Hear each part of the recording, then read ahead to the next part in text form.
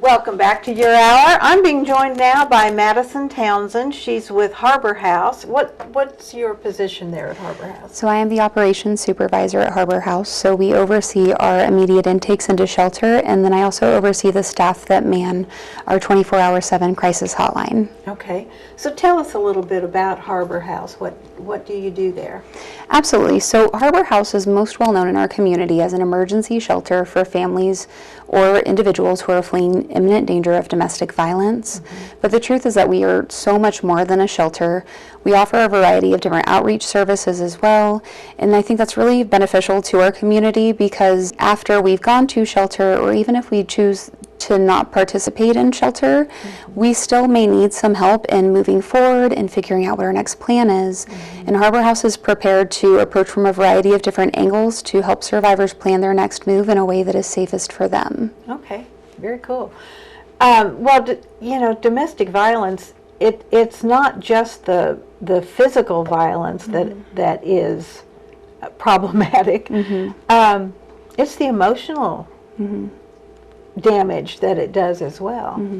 You are absolutely correct. Domestic violence can manifest itself in a lot of different ways beyond just physical violence. It can also look like mental violence, so put downs, gaslighting, making you believe that you've done something whenever you haven't. It could look like financial control, where you're not allowed to work or have your own bank account, or if you have to give your money to somebody and not make your own choices with it. It can manifest itself as a variety of different ways, and one of my favorite parts about working for Harbor House and partnering with a kind of agency, Wichita Family Crisis Center, is that we're prepared to take a full approach to address whatever sort of exploitation or harm might be being done to our survivors, so that we're taking a customized approach to helping as opposed to a one-size-fits-all solution that may not be pragmatic for their situation. One size fits all never really fits all. Of course. So you have an event coming up this Saturday. Can you tell us about it? Yes, we do. So Purple Mile is an annual walk that we have to memorialize those that we have lost to domestic violence, but also to stand in solidarity and support of the survivors and also the family members and loved ones of the people who have lost their lives to domestic violence. Especially with the recent domestic violence homicides in our area, we've seen that this can not only impact the life of the person that is directly experiencing it, but it can send shockwaves through their families, their friends, the communities that we live in. And so it's important, especially with this one being the 10th anniversary of our Purple Mile, that we're able to show up for our survivors and the people who almost inherit that grief over time. We recognize their experiences, and we really do want to work with them to create a future that's safer and more compassionate for everyone. Well, and it's really important. I think women who suffer from domestic violence have a tendency to isolate themselves because that's kind of what they've been exposed to for so long. And it's important to have a support group. It's important to have people around you who can tell you that they care and show you that they care. That is that's true.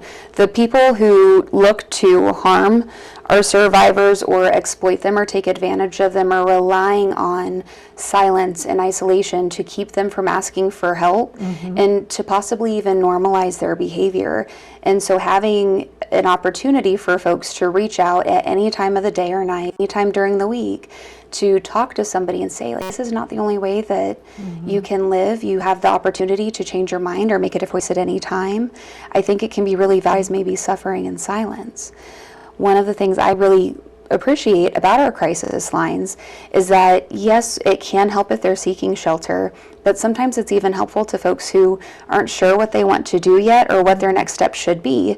We can kind of take a step back from it and walk alongside them to figure out what is going to be the safest path forward for you based on the decisions you feel like you're ready to make rather than what we think you should be doing. Right, because you can't make someone else's decisions for them. Absolutely. Otherwise, we're just shifting that power and control from one person to the next. You're right. I hadn't thought of it that way, but you're right.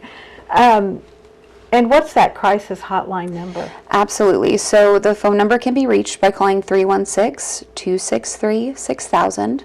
We're also going to have a connection to a lot of different resources at the Purple Mile this weekend at Wichita State University. That's going to be running this Saturday from 9 a.m. to 11 a.m. We're also going to have an opportunity to meet afterwards at Social Tap to interact together, mingle a little bit, and maybe learn a little. Yeah, very cool.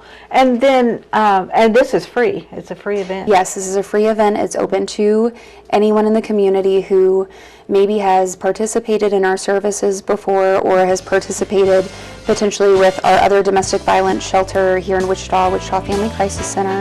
But it's also open to people in the public who maybe for one reason or another didn't seek services. Maybe it hasn't touched them personally, but they just want to help.